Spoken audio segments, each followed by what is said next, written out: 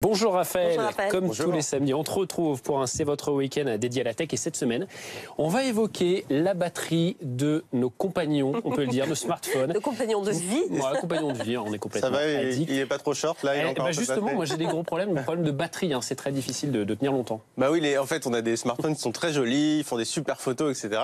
Sauf qu'ils tiennent toujours pas la journée, il faut les recharger, voire parfois plusieurs fois par jour. Et les fabricants, en fait, ça fait des années, 10 ans qu'ils essaient, et ils n'y arrivent pas.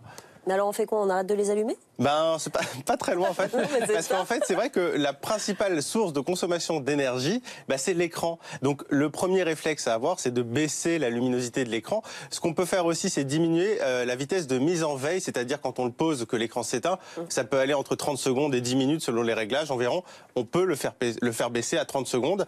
Voilà. Et il y a même certains smartphones d'ailleurs, des smartphones haut de gamme, où on peut paramétrer la définition d'écran. Donc on va avoir peut-être un petit peu moins de détails, mais ça va vraiment faire économiser certaines ressources. Il y a aussi les applis de navigation qui consomment beaucoup en voiture. Oui, alors là, c'est vraiment un gouffre énergétique. Donc il y a le GPS, effectivement, qu'on peut désactiver, mais il faut aussi penser à le désactiver sur les autres applications qui l'utilisent. Par exemple, les réseaux sociaux, en fait, quand on poste une photo sur Facebook, ça va nous géolocaliser. Donc dans les paramètres, on peut désactiver la géolocalisation. Et aussi penser à désactiver le Wi-Fi, le Bluetooth, toutes ces petites options qui prennent de l'énergie.